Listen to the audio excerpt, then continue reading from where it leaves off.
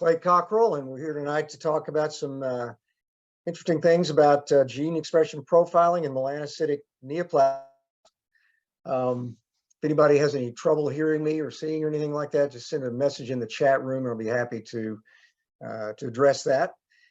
Please mute your microphone and phone. And if you have a question, you can basically probably just put it in the chat room, or you can maybe at the end, we'll actually open it up for a couple of questions. So some of you may be familiar with some of our other educational content. We have a site, Dermatopath on Demand. You're welcome to find that. These are free videos and things that we post. Many of these are resident lectures. Others are just other kind of lectures that I've given over the years. So feel free to join us on that. And tonight's session is sponsored by Castle Biosciences. I am a speaker for Castle and do some consulting work for them. So we're going to be talking tonight about primarily the melanoma tool, a little bit about maybe the prognostic indicator tool, but mostly we'll be talking about the MyPath tool. We're not going to really talk about squamous cell tonight. So basically the way this test is done, it's just briefly, we take DNA that is extracted from the neoplasm, and then basically a complementary DNA is created there, and eventually you can see which genes are actually expressed. So I'm not going to go into a lot of that detail, but basically this gives an idea of the genes that are expressed in a lesion. Generally tend to give you a profile that favors benign versus malignant. That doesn't mean benign versus malignant every single time. We'll talk about that when we look at some of the cases here in a couple of minutes. But these have been studied in many different studies over the last number of years. They're all repeatable, and they really show that they really all give a pretty significant Kaplan-Meier curve when you're looking at the prognostic test, and when you're looking at this test. It's been around for, gosh, probably 10 or 12 years now, and we actually can use these to help get more information. We're dealing with some of these ambiguous lesions. These are some of the genes that are looked at. There's 23 genes that are used in this, the MyPath test.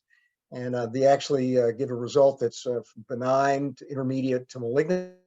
I personally like this test myself. I've been using this one right from the beginning.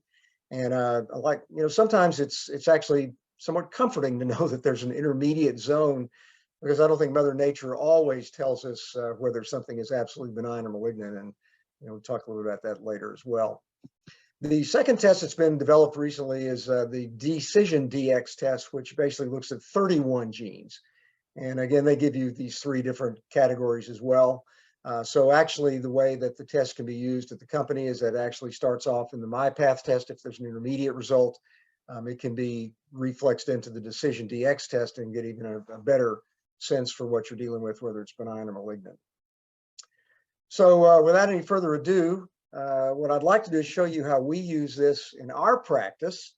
And I am using it pretty much, I'd say at least, I consider it probably every single day. I don't necessarily use it every day, but we're actually thinking about it. We face some difficult and ambiguous lesions. And I probably will send off, an average of maybe 2 to 5 per week, depending on what we look at. We look at around 1,000 cases a day in our laboratory, and many of those, as you can imagine, are rule out melanoma, pigmented lesions. And so this is an example of the type of lesion that we get. So this was a 69-year-old man, older gentleman, and this is a picture slide. So these are scan slides. So I'm going to show you basically analogous to what we do when we're looking at something under the microscope. And I'll just expand this up a little bit for you here. So we saw this, it's a shave biopsy, and basically you look at a shave biopsy, you really can't distinguish between breadth, symmetry, circumscription, some of those things, unless you get the entire lesion that's shaved off. And so here we didn't have those abilities to really assess here. And the thing that I noticed about this when I first looked at it was that it had this relatively dense melanocytic component in the center. And one of the things we kind of get a little bit worried about is when melanocytes really become coalescing and sort of form the sheet-like pattern here. There are a few cells at the dermatopathological junction, a few slightly above it. Didn't see any mitotic figures, didn't really see anything that was strikingly atypical. But this is the situation where we use this test. If it's an obvious melanoma, you don't need this test. You need it really only when you're kind of facing something that, you're not concerned about. Now, if this was maybe the same looking lesion, say in a 5-year-old kid or something like that, I really wouldn't have been as concerned about it. And I wasn't really favoring melanoma strongly here. I said, there's just enough criteria here that kind of make me a little bit concerned. This is the kind of thing that I could get more information if I did send it off. Now, some of you that are on this call may use immunoperoxidase staining, looking for loss of expression of P16 or say expression of PRAME. Some people use MART1 and MELANA, looking for gradation of staining. I have found that those are not really quite as good. Personally, I think that the genetic test gives more information, and it's almost like in a legal environment, it's the best evidence, if you will. I'd rather have what I think is maybe the best evidence rather than getting a lack of staining, say with P16. And I saw today a case in consultation was a good example. I think it was going to be it turned out to be what we think is a spitzoid melanoma. And the P16 stain was totally negative, didn't express any P16, but so was the PRAME. So what do you do when you get a conflicting result like that? They did send that case off to this test actually and got a result that favored malignancy. So I ended up saying that was most likely going to be a spitzoid malignant melanoma in that case. But if we seen the case, we probably just would have sent it straight off for the genetic test at the beginning. So this looks a lot like a nevus in many ways. The only thing here that really concerned me was the density of the cells, the coalescence of the aggregations there, and then the fact there was a little bit of pleomorphism. Didn't see any mitotic figures, not a lot of pagetoid spread. So we sent this off, and this was basically our original diagnosis. We said maybe it might be BAP1 mutated nevus because some of those cells were kind of large. And it actually, surprisingly, the genetic testing here favored the diagnosis of a malignancy. So even though it looks nevoid histologically, it does have some of those features that caused concern to me. And so I didn't just let it go and, to the next case. We went on ahead and signed it out as favoring a nevoid malignant melanoma here. So, in the old days, we might have just called it, atypical melanocytic lesion with some unusual features, recommend complete excision and follow up the patient. Now we can actually give a more definitive diagnosis. I think given that this genetic information, a 69-year-old man, history of atypical lesion, that kind of made us concerned that it was likely, possibly melanoma, and indeed, we ended up signing it out that way. Okay, so again, this was the good news about this, and the nice thing about this test is if you send it off for the diagnostic test, they actually have the material there so they can reflex it over into the prognostic test. And so that was actually done here, and it came out with a class 1A molecular signature, which is a very good long-term prognosis. So this patient, this case, I think a couple of years old now, there's been no history of any spread or any sentinel lymphadenopathy, anything like that. So patients sort of had a good outcome. So that's a good example of where we use the test. We don't use it when we're, it's an obvious lesion again.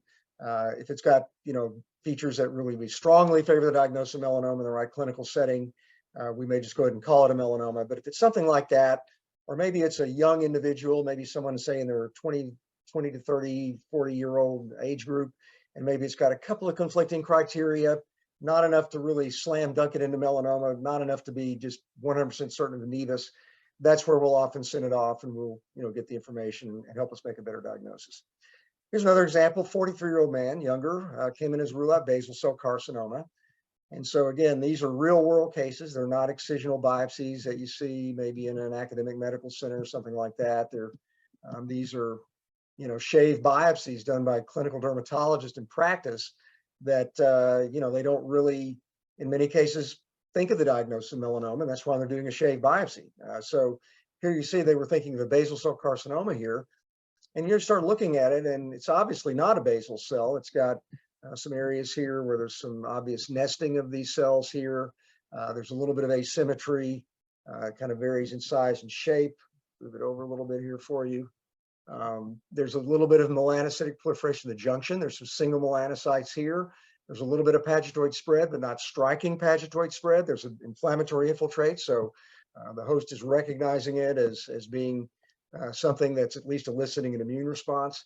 If you look over here, you can see there's some involvement of these adnexal structures and some coalescence of some of the single melanocytes. So it's equivocal. I mean, it's a small biopsy.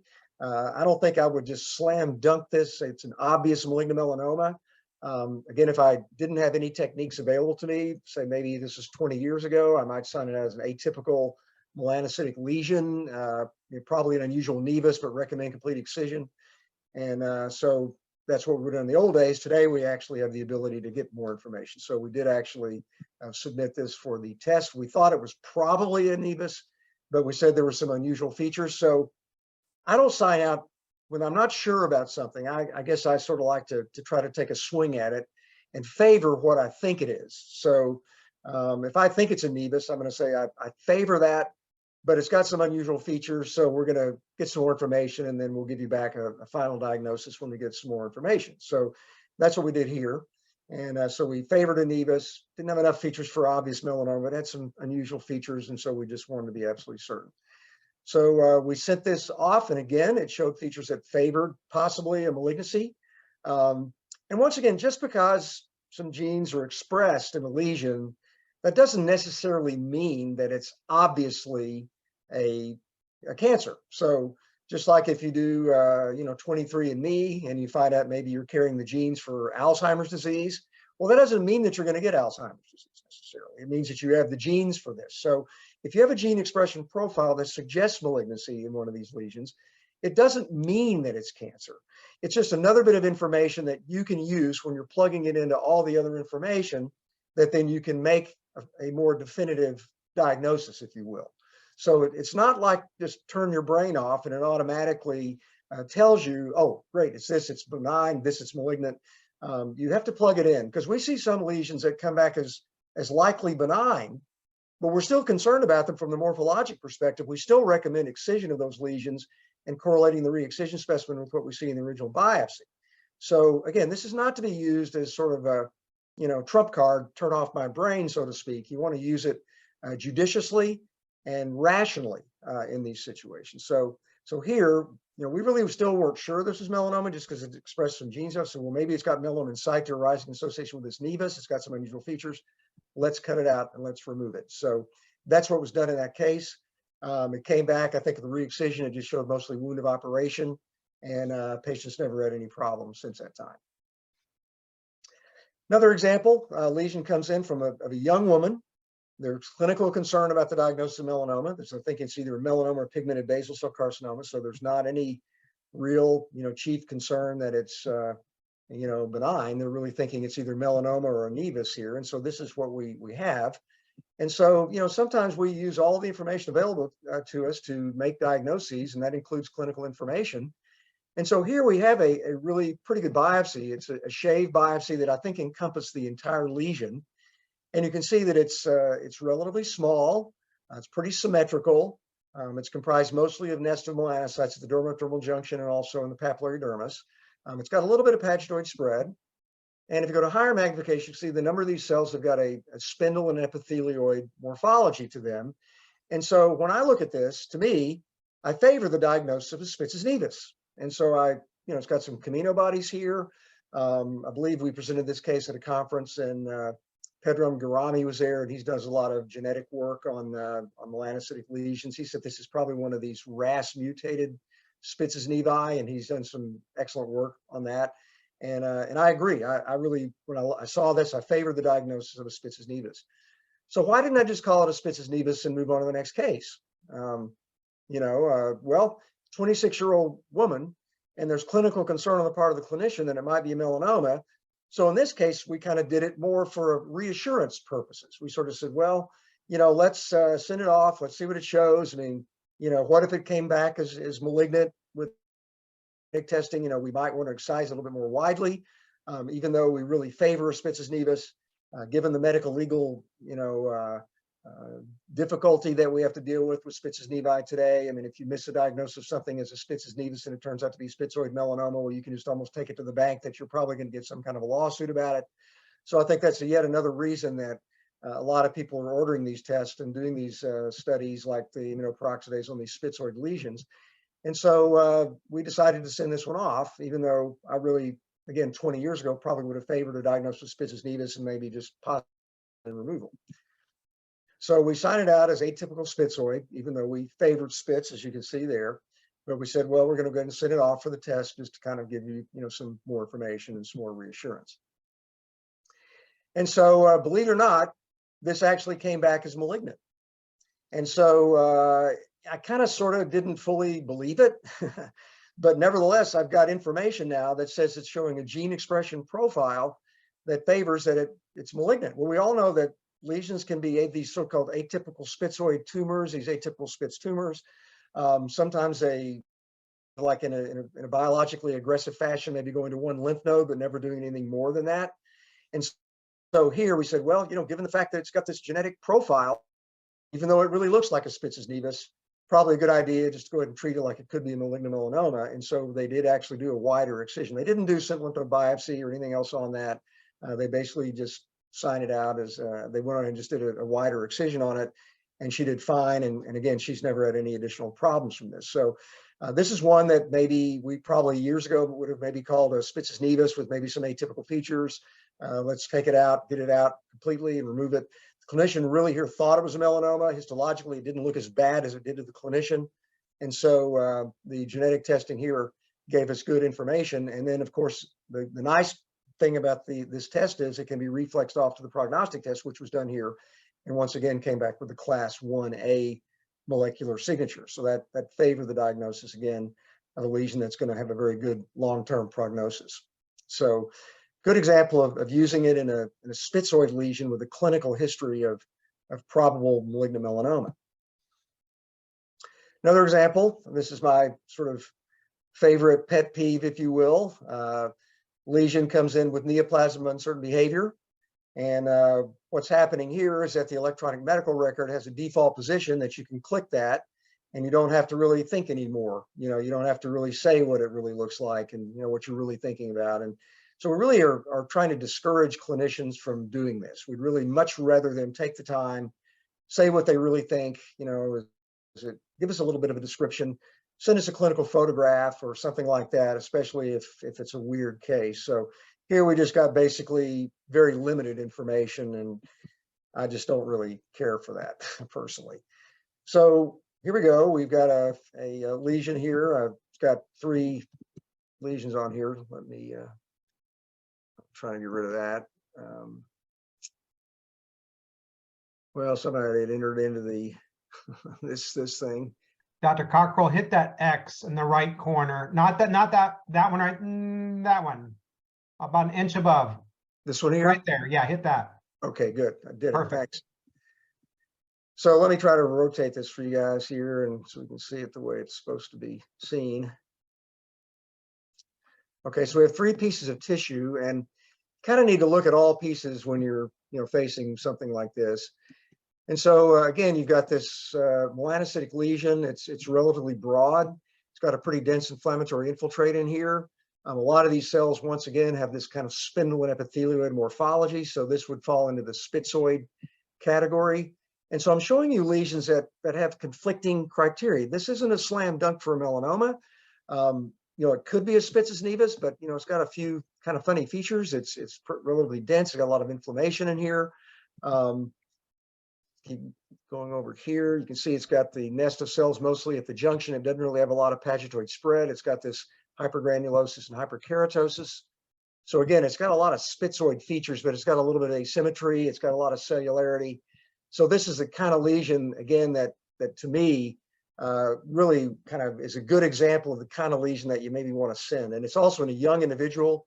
Again, the stakes are high for missing the diagnosis of melanoma in a young person like this. If it's melanoma and you don't call it melanoma and it's not excised and it has a bad outcome, well, that's just basically a recipe for a lawsuit. So you got to be careful. Now, I don't really believe in practicing so-called defensive medicine, but I do believe in practicing reasonable medicine, and that's how you're judged as a dermatopathologist or as a dermatologist that reads your own slides. You're looked upon as a reasonably prudent expert or reasonably prudent physician with the same ability and standards in your community. And so as a dermatopathologist, you're really looked upon as an expert. And so you're expected to behave as well as any other expert in your field. And so you're going to be looked at as something like this. Is this something that a dermatopathologist would just call a nevus and move on to the next case, or would they have done some other studies to work it up a little bit more to make sure that it's not cancer.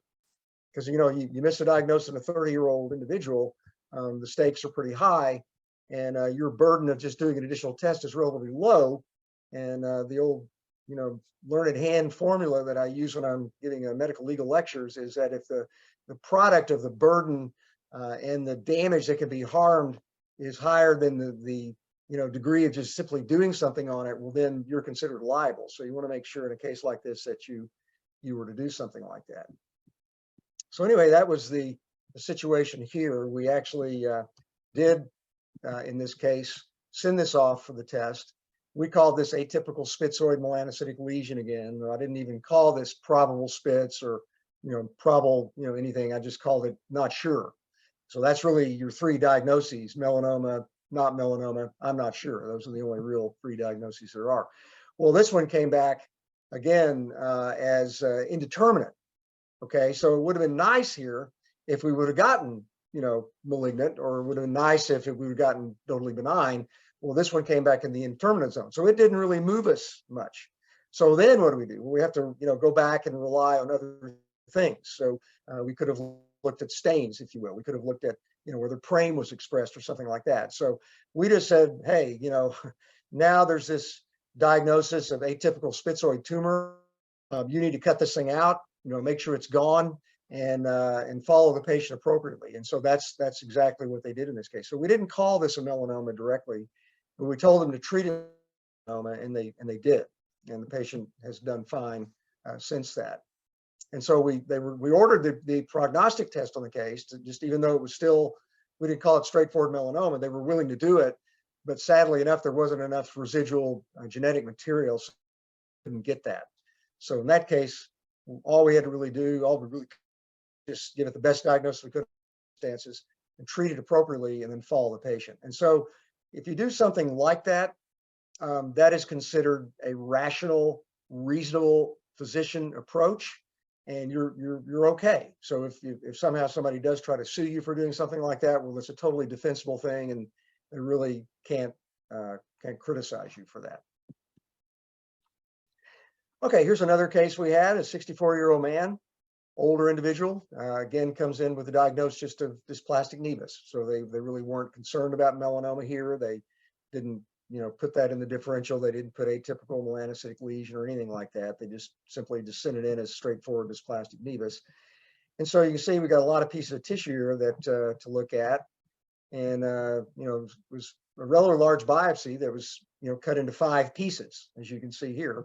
So we'll look at this one first, and you can see that looks pretty much like a nevus. It's got cells arranged mostly at the dermatopathological junction and the dermis beneath it.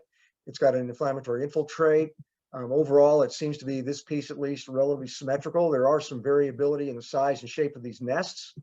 Okay, so that's a little bit of a concern. It's not a diagnostic criterion for melanoma, but it's at least, you know, kind of a little bit of a red flag.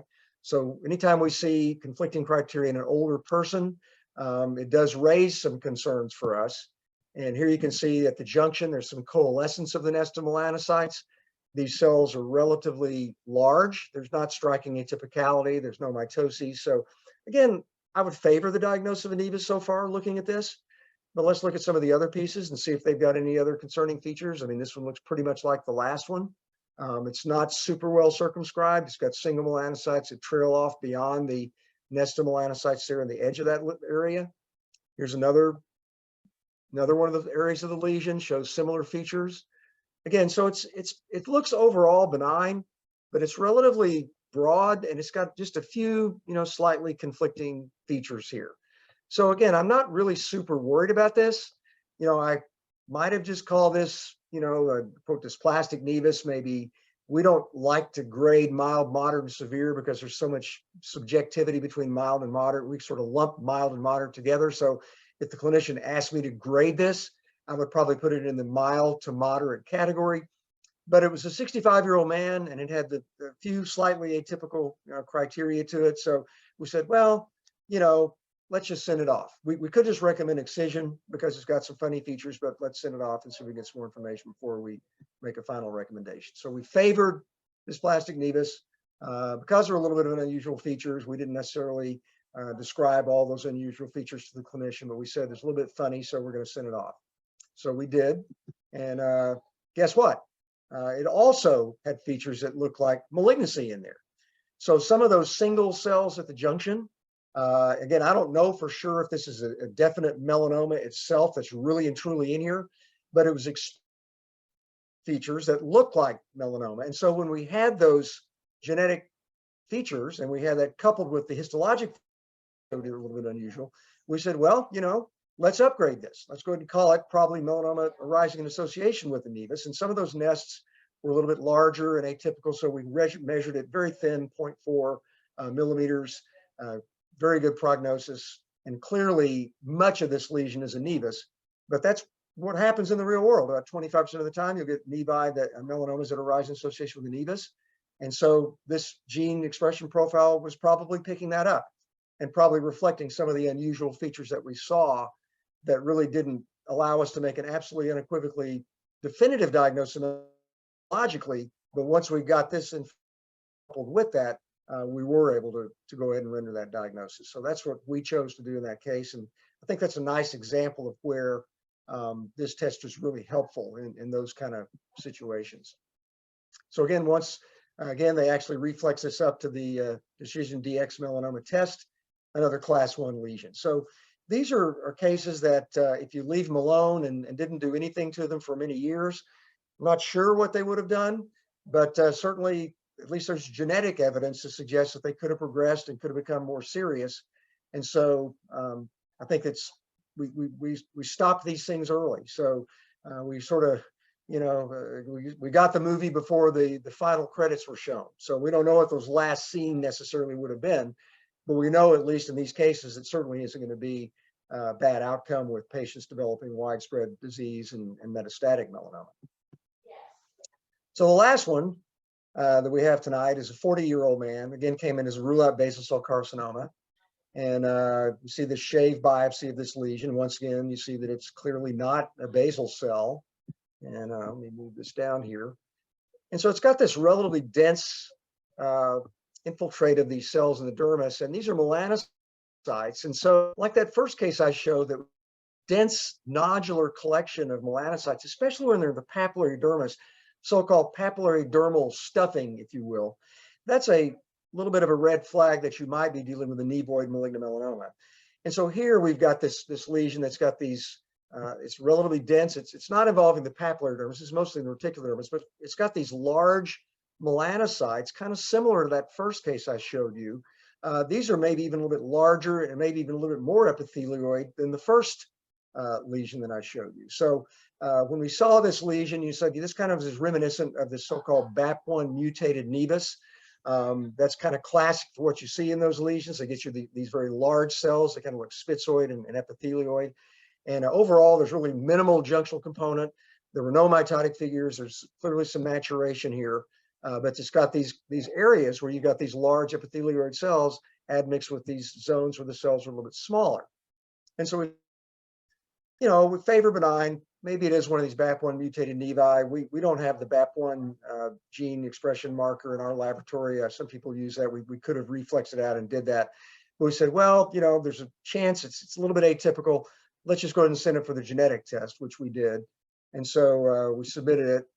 And we thought it was, again, probably this BAP1 mutated nevus. So we went ahead and made that as a preliminary diagnosis. And this time we submitted, behold, this time it came back as benign. So this favored a benign lesion, which kind of confirmed our diagnosis. So a few of those lesions that I showed you earlier, we had information that kind of favored melanoma. We were a little bit worried about melanoma, submitted it for the test, came back as saying there's genetic expression favoring malignancy. So we were able to upgrade the diagnosis. This is one that we really felt pretty sure was going to be benign, but had some unusual features, sent it off, and this one kind of confirmed our feeling that it was most likely going to be benign here.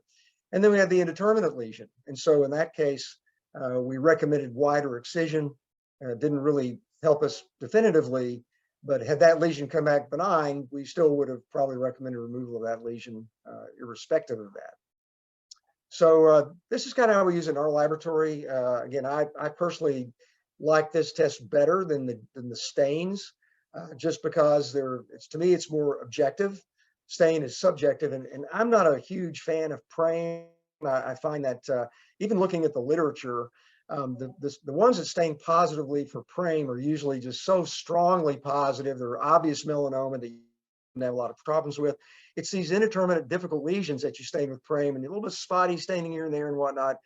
I just, know what to do with that. And then P16, I think if I were going to use one immunoperoxidase stain in my laboratory, it'd probably be that one. We are using PRAME in a limited way when we got, say, a melanoma in situ. And then there's also some nevoid component. We say, well, is that nevus component really a nevus, or is it really the melanoma? If that really stains positive for PRAME, well, then we say, well, it's probably some thin area of melanoma. If it's negative, well, then that favors that it's a nevus. Again, it's not definitive 100% either, but we are using that information to kind of help us in those situations. So I hope that was valuable for you. Again, you're welcome to come to our website and sign on and view any of these lectures that we've given you. Happy to open it up for any questions that anybody has. You're welcome to post questions in the chat, or if you want to unmute your microphone, you're welcome to do that as well. I see we have one question in the chat room here that was posted. Let me see what that says. Yeah, it's actually from the Castle, from Carrie Damon, who is with Castle, and she's mentioning the fact that Castle Biosciences works with your patients if there's an insurance issue. I've really had very, very few issues over the years that I've used any of these tests with Castle with patients having problems with insurance. They're very sensitive to that. They'll call the patient, they'll talk to them and work through it. And if they need to do a discounted fee or whatever, they've been very open to doing that. So if anyone else has any questions, free to post in the chat. If not, I appreciate everyone for being here this evening. I hope this was a good sort of sharing with you kind of the way we use this test. And you're welcome to send me an email or anything else if you think of something after this. I'll be more than happy to answer your question. Very good. Well, thanks everybody for attending, and have a great evening and have a great holiday season coming up in the next few weeks. Take care.